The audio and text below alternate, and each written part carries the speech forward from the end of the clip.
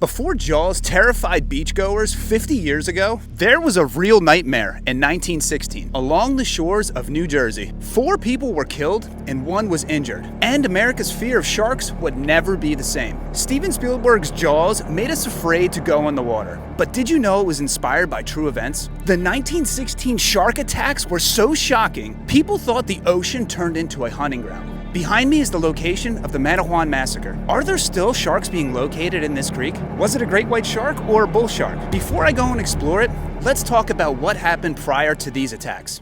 On July 1st, 1916, beachgoers in Beach Haven, New Jersey had no idea what was coming. Charles Van Sant, 23, of Philadelphia, was on vacation at the Angleside Hotel with his family. Before dinner, Van Sant decided to take a quick swim in the Atlantic with a dog that was playing on the beach. Shortly after entering the water, Van Sant began shouting.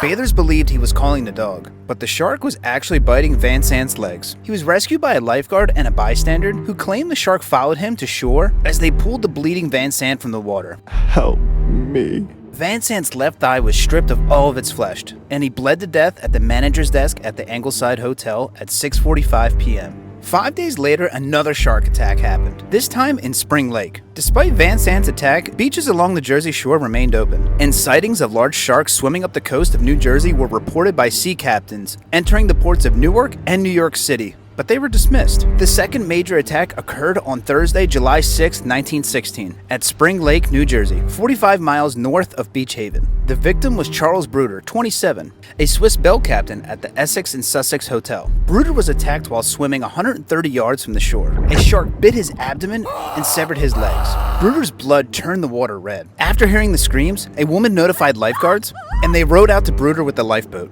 But they soon realized he had been bitten by a shark. As they pulled him from the water, he bled to death on the way to shore. Then the unthinkable happened. A shark swam 11 miles inland into Matawan Creek, a narrow freshwater body where local boys swam. Well, I guess it's good I brought an inflatable. How convenient. A ladder. That's one way to do it.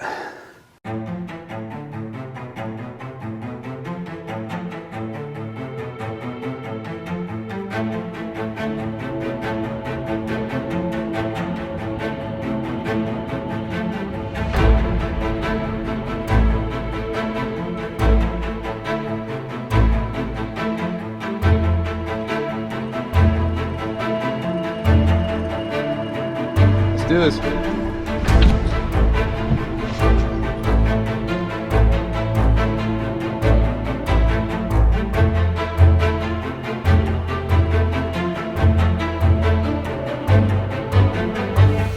I'm seeing a lot of fish activity. I'm seeing a lot of fish. Bait fish. This place is loaded with fish. Through that tunnel is where the 1916 Matawan Massacre happened. All right, let's go explore.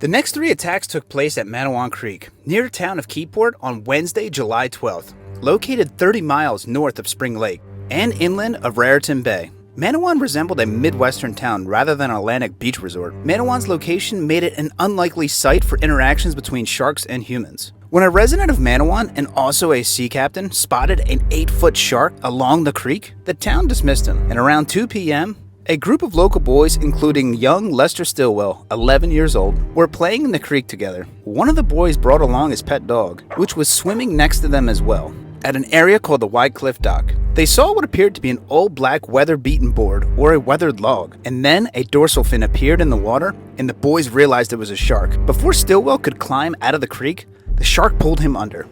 Here it is, the Wycliffe Docks. This is where Lester Stillwell and his friends are going to be swimming when the 3rd shark attack happens.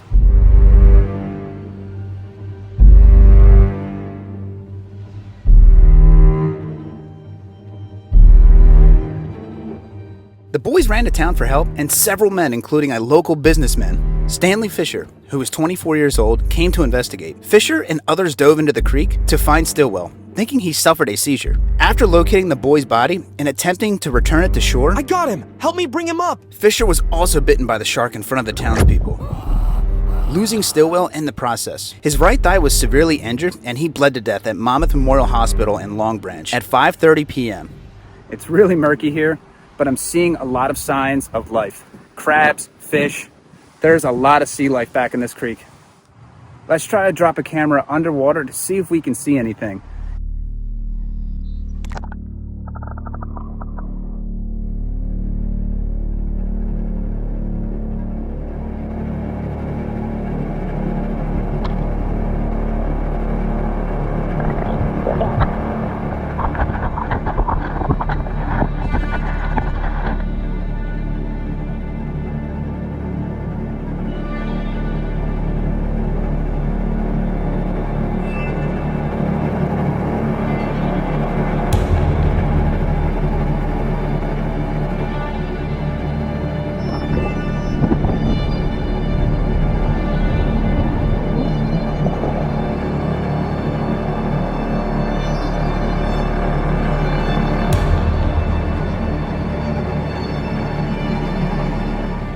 Pretty wild to be back here.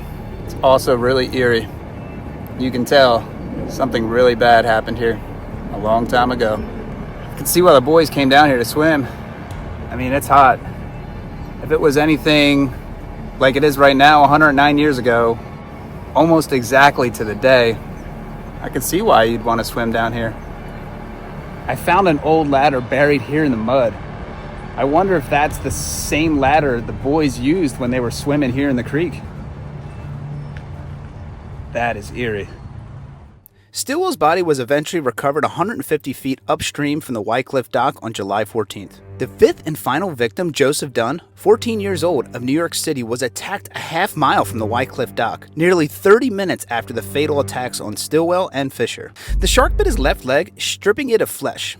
But Dunn was rescued by his brother and his friend after a vicious tug-of-war battle with the shark. Dunn told the press that he felt like his leg was going down the shark's throat, and he believed it would have swallowed him whole if it weren't for his friend and his brother. Dunn was taken to a local hospital where he recovered from his bite. America has never seen anything like this. The press ran wild. Sharks were hunted with dynamite and rifles. Scientists debated what kind of shark it was. A week later, a great white was caught with human remains in its stomach. On July 14th, a fisherman caught a 7.5-foot great white shark while fishing in the Raritan Bay, only a few miles from the mouth of Matawan Creek. The shark nearly sank the boat before the fisherman killed it with a broken oar, and when he opened the shark's belly, he removed the suspicious fleshy material and bones that took up about 2/3 of a milk crate and together weighed 15 pounds. Scientists identified the shark as a young great white, and the ingested remains were human. Was this the shark? No one could say for sure. But no further attacks were reported along the Jersey Shore in 1916 after the capture of this great white shark. Decades later, author Peter Benchley came across the story of the 1916 attacks. It inspired his best-selling novel Jaws, which Steven Spielberg turned into a summer blockbuster in 1975. Now, 50 years later, Jaws is a cultural icon, but its roots lie in one of the most chilling, real-life shark attack stories in American history.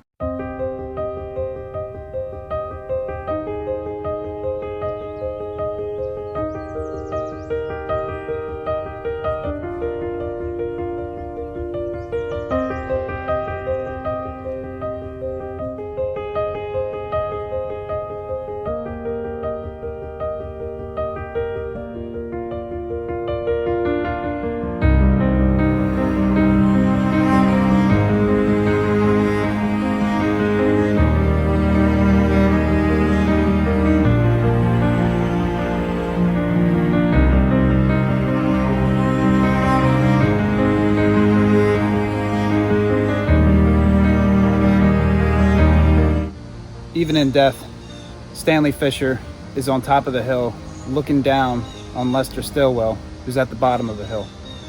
Were the 1916 shark attacks caused by a single shark? Was it a bull shark or a great white? Do these questions even matter? The story of the 1916 shark attacks isn't just a piece of maritime history. It's a haunting reminder on how fragile life can be, even in the places we feel most free. As a waterman, the ocean has always been my refuge. I've spent countless hours in the water, surfing, fishing, paddling, and it's given me a deep respect of its power and unpredictability. But now, as a father of 3, that respect has grown into something deeper. I think about those boys in Matawan Creek, Lester Stillwell, just 11 years old, and Stanley Fisher, 24, who died trying to save him. Charles Bruder, who just finished up work and went for a swim, like I have done many times in the exact same spot. Or Charles Van Sant, who was on vacation with his family at the beach. They were sons, friends, young lives with stories that ended way too soon. Loss like that isn't just historical. It's human. And when I look at my own kids splashing around the surf or wading in the shallows, I feel the weight of those stories.